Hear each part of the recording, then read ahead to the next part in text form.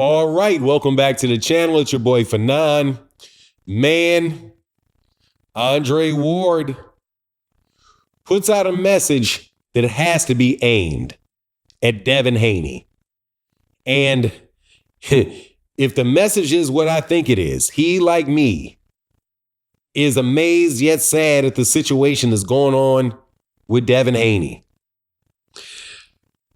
That boy may be blackballed after having gotten his pockets stretched. Let's talk about that in this video.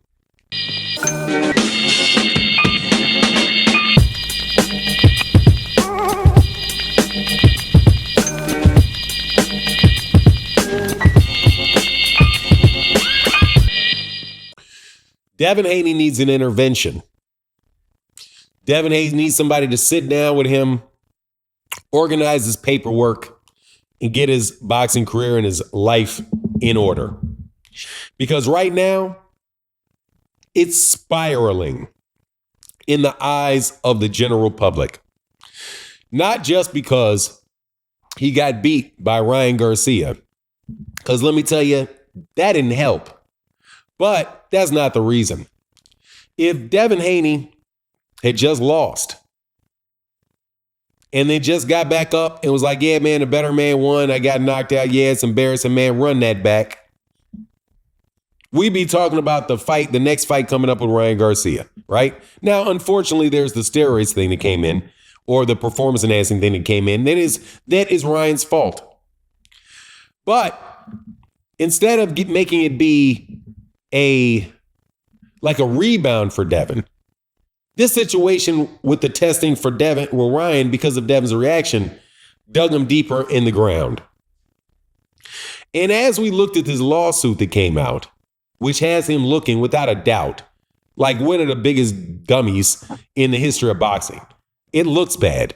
Okay? It looks bad to sue somebody for battery for a boxing match. But the thing that really, and I'm going to get to that, but the thing that stood out to me was this actual deal that Devin Haney got from Golden Boy, which is that he was paid in net profit. I've already done a video about that. There is almost never any net profit. Just to let you know, whenever you have a deal and you get paid off net profit, and whether it's the music industry, the movie industry, net profit almost never exists because the people that are responsible for it is going to find an expense for that profit, so they don't have to pay taxes on that profit.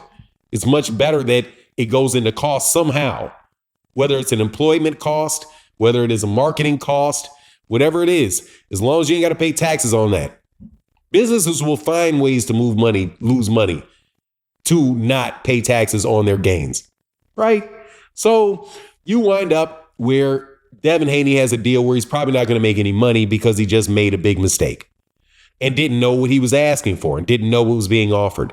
Well, Andre Ward jumps in and says, and he says this in a post. And I got to tell you, man, I know Andre Ward listens to me. I'm not deluded about that stuff. I have a lot of respect for Andre Ward. Andre Ward said, once again, he said, you don't get what is fair, you get what is negotiated. So you may have to make sure that you negotiate and you know what you're doing when you negotiate. And man, he blew it. But he doubly blew it with his lawsuit. Doubly blew it. Now, there are people that say, hey, Fanon, Devin Haney is not the only person to ever sue. You had Luis Resto. Luis Resto sued Panama Lewis. Luis Resto got sued, as did Panama Lewis, for, I think it was the Collins fight, where in the 1980s, Panama Lewis had removed hair from a gloves and wound up almost killing and eventually leading to the death of Collins.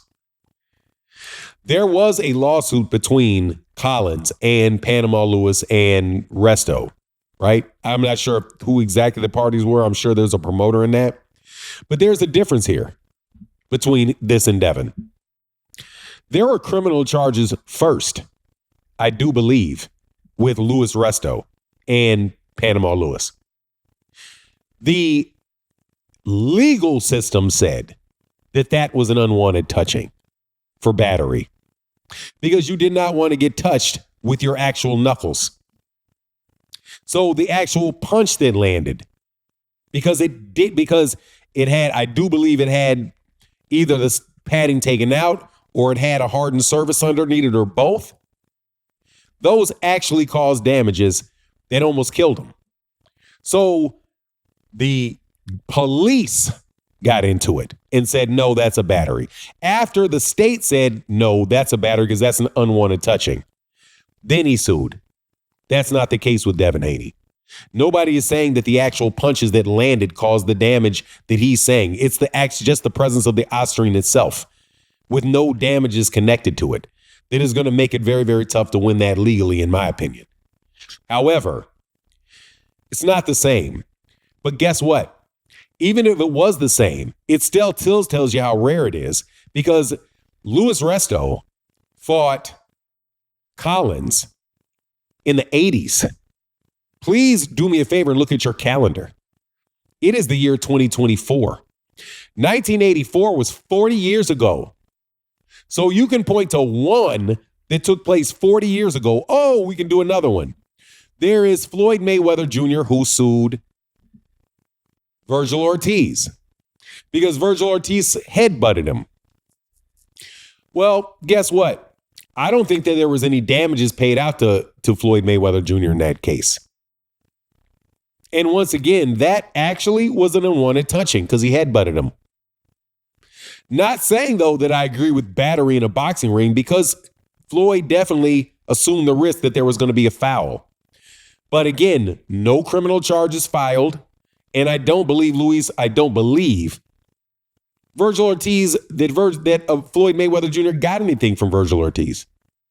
He may have just been mad and was like, nah, you knocked my tooth out or you cut me or something like that. Nah, you shouldn't have done that. I need something else about you. But then, cooler heads prevailed. They let it go. Still not a good look for Floyd. But again, that's two. That's two in 40 years. Boxing's been around since the 1700s. It's two that you can name. And one of them wasn't successful. And the other one was actually related to a prosecution pushed by the police. The police ain't charged Ryan. If the police had arrested Ryan for doing something, then Devin is wide open to sue him in civil court. Because it literally is out of the issue of contracts. It's in default. Because you got to get out of the area of contracting when you're talking about battery and negligence and all of that stuff. But that may be a little bit above the pay grade of this type of conversation. Anyway, it goes, though.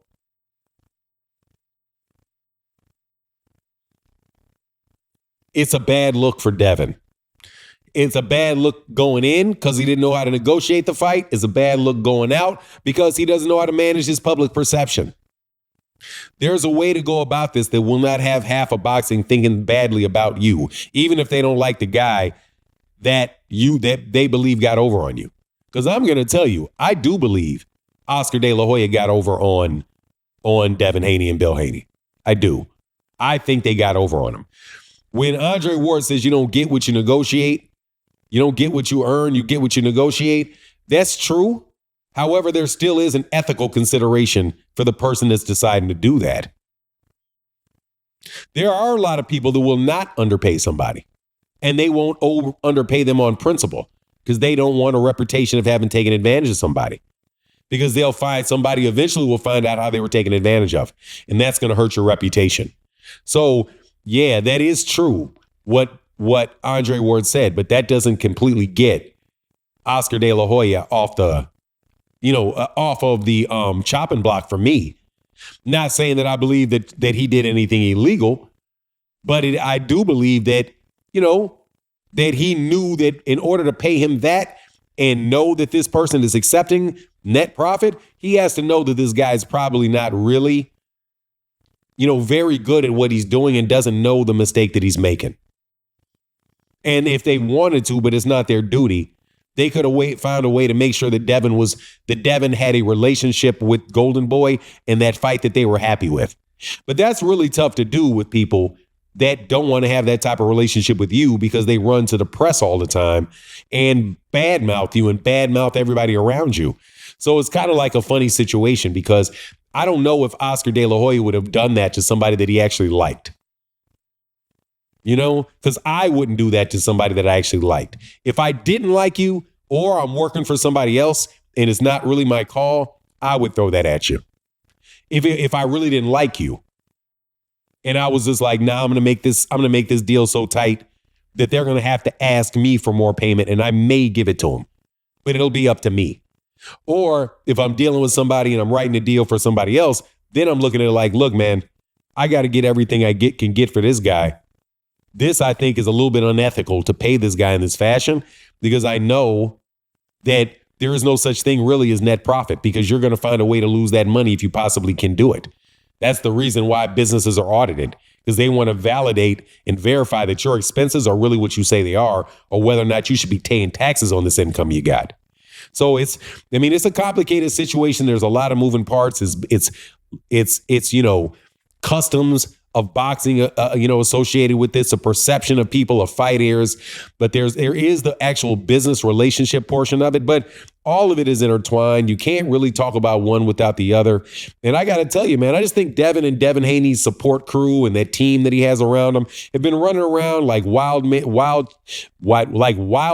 with their heads cut off and swords in their hand, just slashing at anything that they can see. And they have like this idea that they somehow are more enlightened and more educated than everybody else because they're able to manipulate people freely. But guess what happens? You wind up with somebody like Oscar, who's been in the game longer, whose lawyers are more skilled, who have more negotiation experience, who have been screwed and know how not to get screwed. So if they know how not to get screwed, they know exactly how to screw you if they don't like you.